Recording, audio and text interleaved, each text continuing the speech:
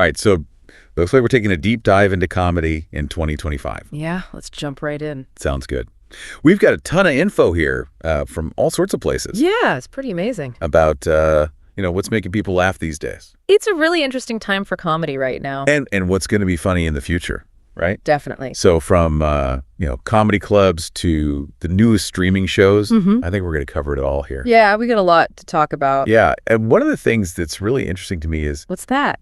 that comedy isn't just about jokes anymore. Yeah, you're absolutely right. It's reflecting deeper changes in society and anxieties even. Yeah, and I'm seeing that one of the reports we have here says that live comedy attendance has gone up 25% since 2023. Wow, that's huge. That's a lot of people going to comedy shows. It's way more than just a comeback. Yeah, it's people are really craving shared laughter. Yeah. They need to connect with each other, especially after. Right after all the isolation over the last few years. Exactly, being stuck at home and everything. And some psychologists even think that laughing together is like a kind of collective therapy. Interesting. Helps us deal with trauma and uncertainty through humor. So it's we're all healing together through laughter. Exactly. And festivals Netflix is a joke. Yeah, I've heard of that one.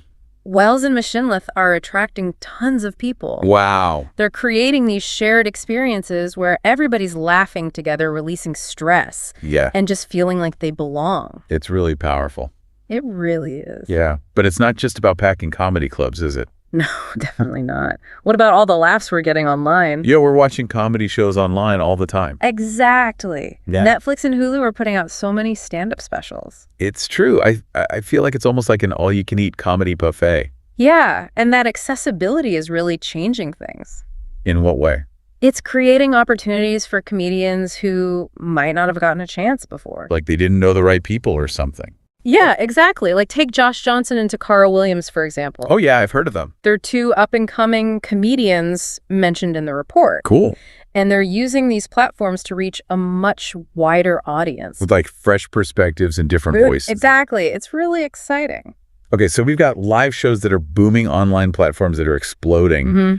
What about TV comedy? Oh, TV comedy's huge right now. I know. I personally am counting down the days for the new seasons of It's Always Sunny in Philadelphia and Only Murders in the Building. Those are classics. I know.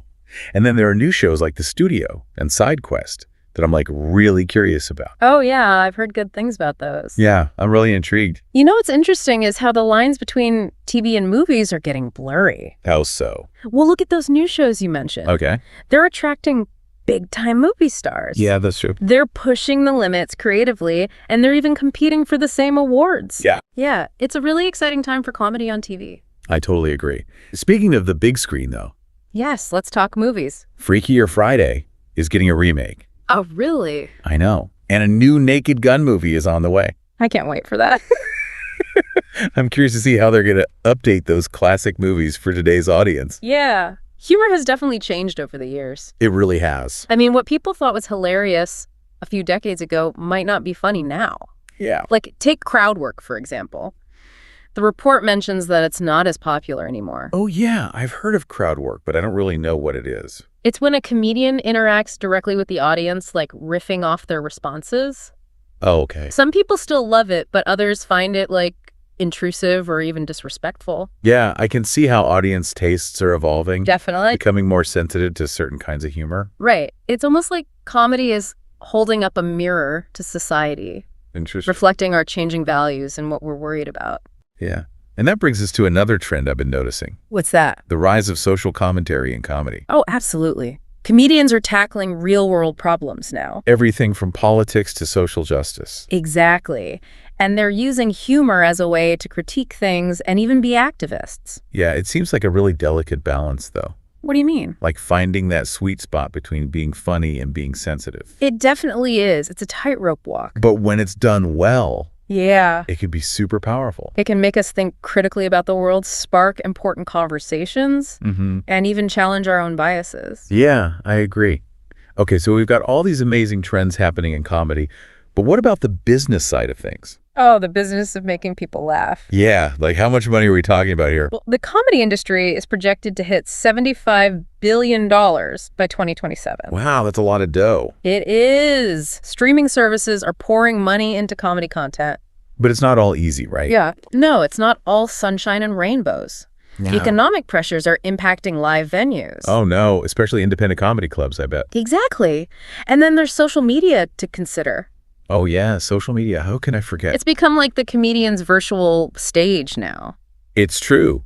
Their way to connect with fans, build a following, and even get discovered. Right. It's a completely different world compared to just a few years ago. It really is. And it makes me wonder how these platforms are going to shape the future of comedy. Hey, me too. Like, Yeah. are we going to see even more niche humor, more specific, targeted content? It's definitely something to think about. It is. Okay, before we wrap things up, I want to zoom out a little bit Okay. and talk about the international comedy scene. Oh, yeah. Like, are we seeing the same trends all over the world? That's a great question. Yeah. Comedy can be really specific to a particular culture. Yeah, what's hilarious in one country might totally bomb in another. Exactly. But we are seeing a growing appreciation for cross-cultural comedy, I think so, too. with comedians like Gad Elmaleh and Trevor Noah finding success by bridging cultural differences and connecting with universal human experiences. It's really cool to think about comedy as this potential universal language, I agree. bringing people together through shared laughter. It's a powerful thing. It really is. And that's what's so exciting about the future of comedy. Absolutely. It's this constantly evolving art form. Reflecting our hopes, our fears, and our anxieties. Yeah. And challenging us to see the world in new and surprising ways.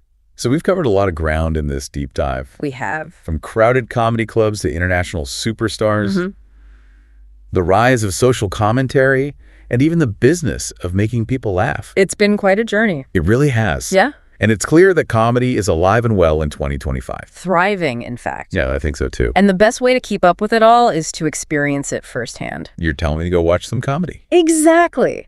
Go check out those up-and-coming comedians. Okay. Explore the latest shows and movies. Got it. And most importantly, never stop looking for what makes you laugh. Good advice. All right, I've got a final thought for you to ponder. I'm all ears. What do you think will be the next big thing in comedy? Ooh, that's a good one. Yeah. What kind of humor do you think is going to define the next decade of laughter? Something to think about. It is. Thanks for joining us on this deep dive. It's been a pleasure. See you next time. Take care. Bye. Bye. No. This has been a Project NJ production in cooperation with 632 Management.